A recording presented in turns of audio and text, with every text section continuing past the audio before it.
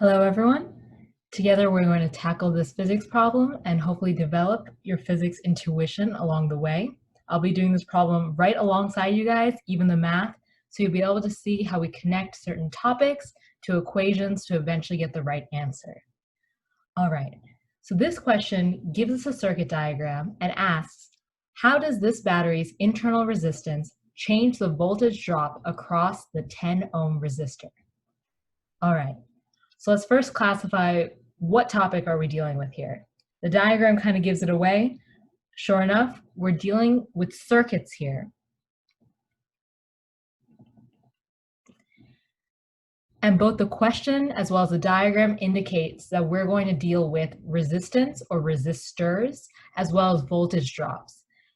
So more than likely, we're going to be using Ohm's law.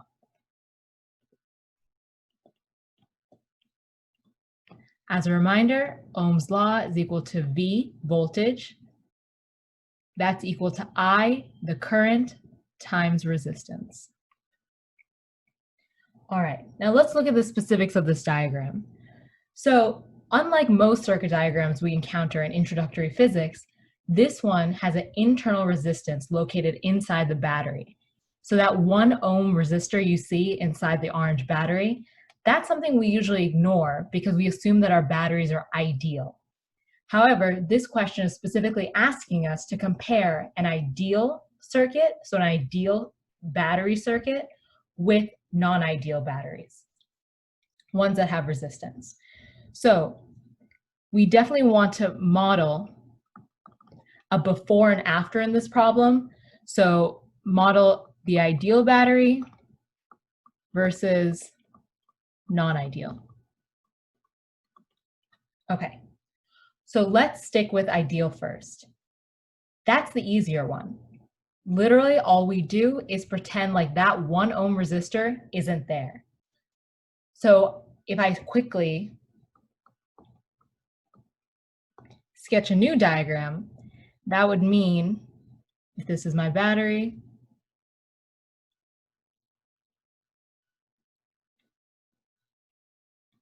this is what my ideal circuit would look like. I would still have the 5 ohm resistor, I would still have the 10 ohm resistor, my battery still would be 12 volts, but there wouldn't be any resistor inside the battery. Okay, so let's think about what the question is asking. It's asking for the voltage drop across this 10 ohm resistor. All right, so let's try to calculate that. The first step is realizing what pieces of the puzzle do we have versus what do we still need to find out. We know the total voltage of this circuit, that's just the EMF, the battery. We want to combine these resistors. Now these resistors, are they in series or parallel? Exactly, they're in series.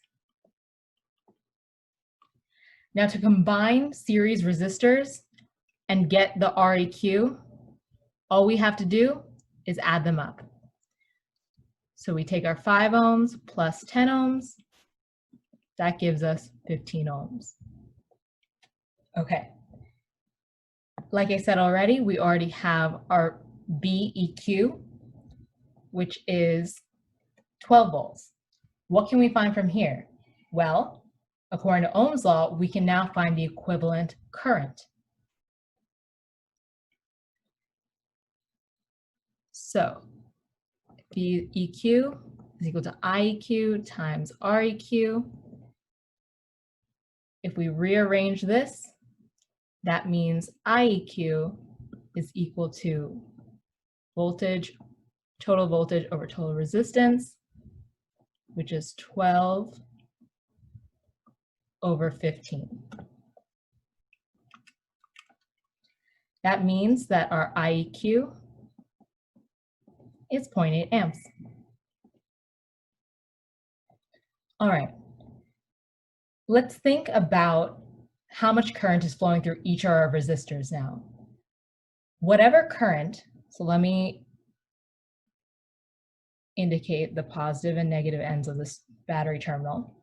So by convention, we use positive current, so it's moving this way.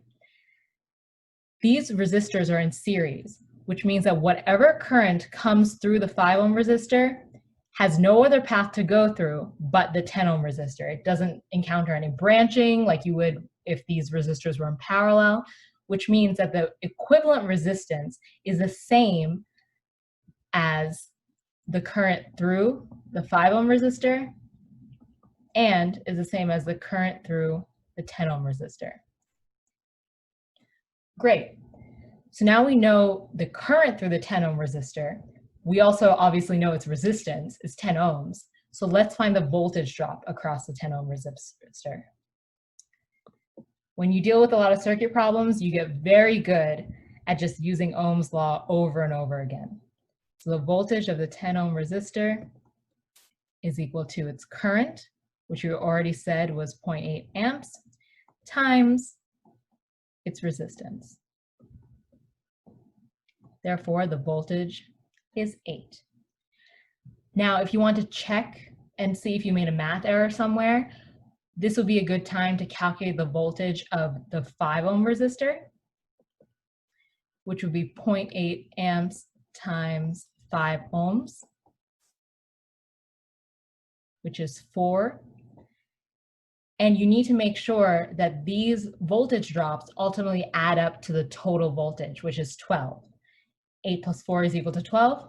Looks like we're good to go, guys. All right. So now let me start this answer. We found the ideal voltage. And again, this is in the ideal circuit, no extra internal resistance considered. Now let's consider that flip side. Okay. Now let's try to see what we're dealing with here. It might look totally out of the blue to have a resistor inside the battery, but I want you to take a look at this diagram and think, really, what's the big deal? All it means is that you have one more resistor to account for when you calculate total resistance. You see that? Having this resistor inside the battery isn't anything special. It's just adding another circuit element to this. Therefore, when we calculate a new REQ,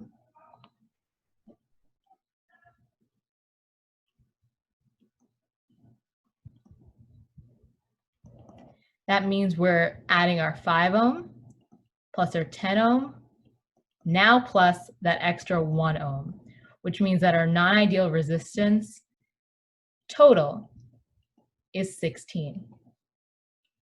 Now all have to do is follow the same exact steps. Our total voltage didn't change, right? We still have that same battery. Now let's find the equivalent current of the circuit. So our equivalent current will be equal to 12 volts divided by this now 16 ohms.